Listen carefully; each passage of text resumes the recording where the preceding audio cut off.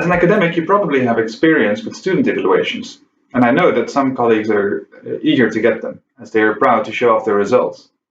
Another colleague may actually have sleepless nights before these evaluations come in, even though their performance, their evaluations, and the instruments are exactly identical.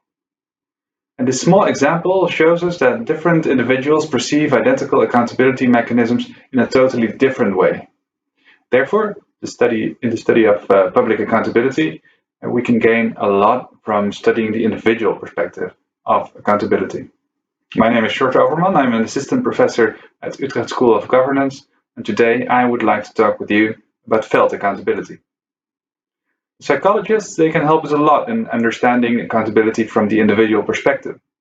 Most of the empirical studies in psychology, they call this felt accountability. The impression of account givers that they will be held accountable somewhere in the future for their behavior and performance. And we cannot implement all the findings from psychology directly in the context of public organizations. And we'll talk about 3 reasons why not. Let's first look at the account giver. Who is accountable? Public sector employees, they're socialized into their roles, and their roles, they carry their own expectations about accountability. And this is completely different for a top-level civil servant who leads a large organization, or for a police officer with boots on the ground, or for an infectious disease expert who is first and foremost a medical professional. Let's also look at the account holder. To whom are they accountable?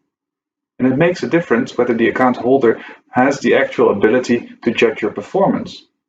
Think about political accountability. Political principles, they may be perceived as to have a lot of legitimacy, but they may also be perceived as someone who do not have the expertise to understand what a civil servant actually does. Or think about professional accountability to peers who are perceived as legitimate experts.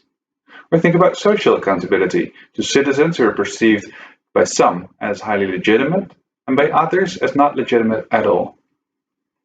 And finally, we should also think about the content, about what are they accountable.